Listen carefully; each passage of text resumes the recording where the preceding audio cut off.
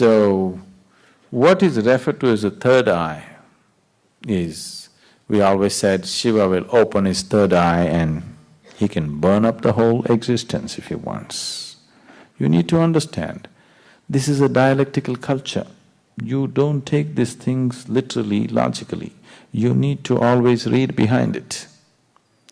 Unfortunately, people start interpreting it as a logical thing and its whole thing is so badly distorted.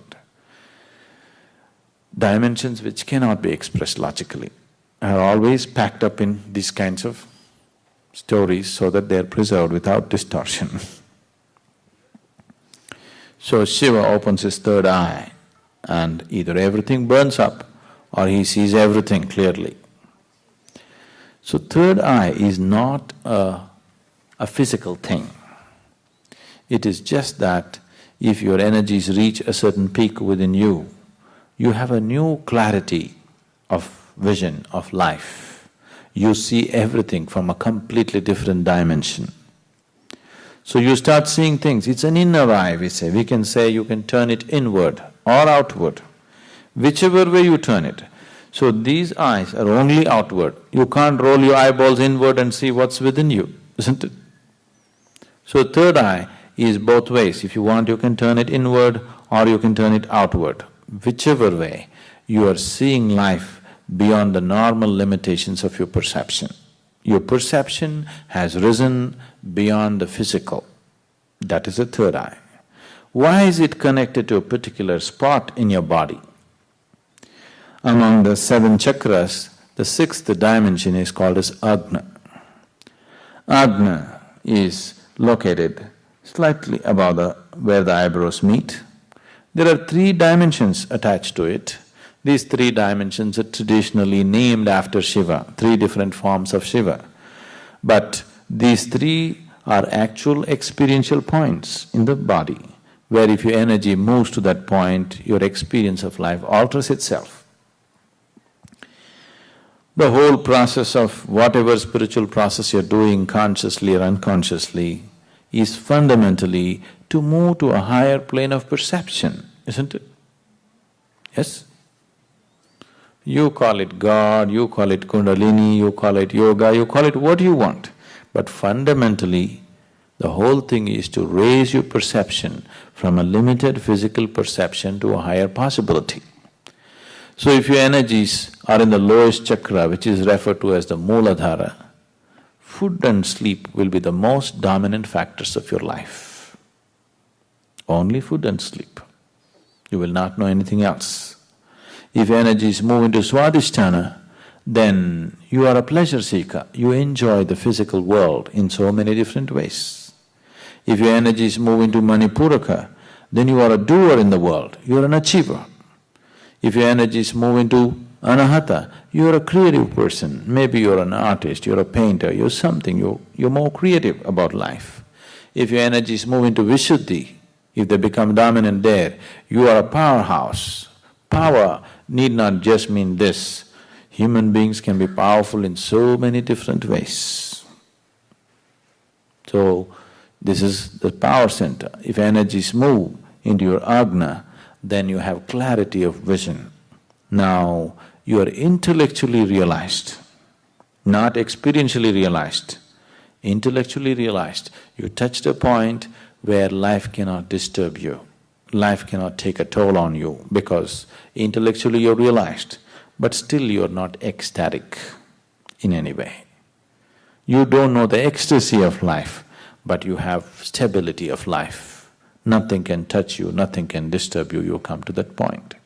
From the lowest point of Mooladhara to Agna, there are many ways of reaching there. There's so many paths, a million different paths of how to get there. But from Agna to Sahasrara, there is no way. It's a pathless path. This is the reason why a lot of people are talking only about peace, because they only got till here and they don't know what's beyond. So they're assuming and concluding that that's all there is, because there is no particular path or method to get beyond. There are no particular methods or there are no methods. When all methods are dropped, only then from Agna to Sahasrara one will reach.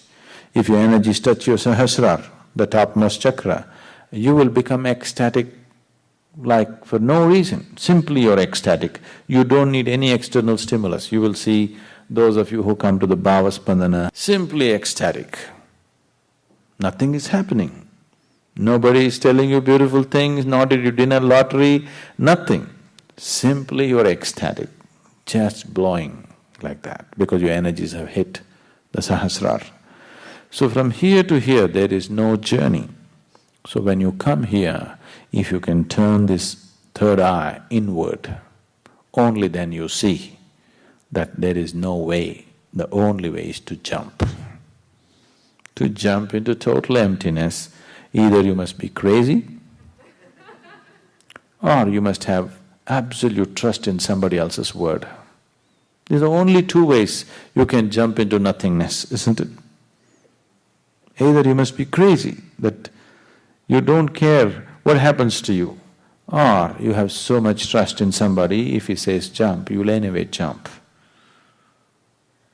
These are only two ways.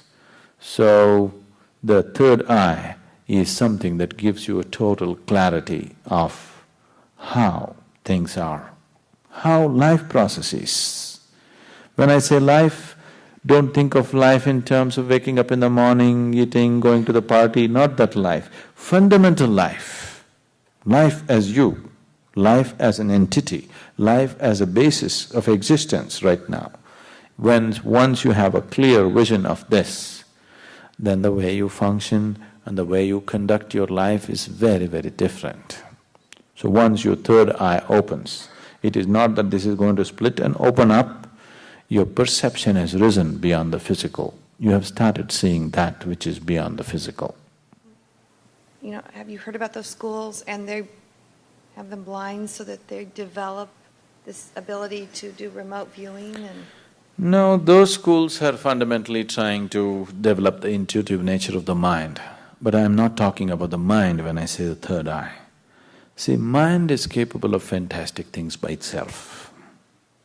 You have not explored even a small percentage of the mind's capabilities. Human beings have not explored even a very small capabilities of the mind.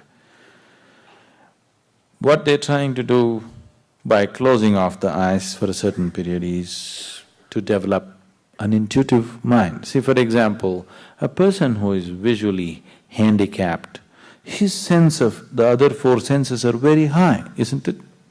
Have you noticed this? Their capability is so uncanny about how they hear things, how they know things just by the direction of the sound is so uncanny. So that is about heightening a certain aspect of the mind so that they become intuitive.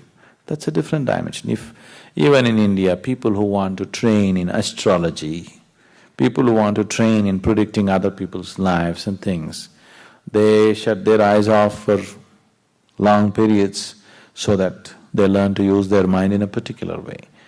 When I say third eye, we are not talking about the mind at all. It doesn't involve the normal process of the mind. It's a different dimension by itself. For more on Sadhguru, visit www.ishafoundation.org.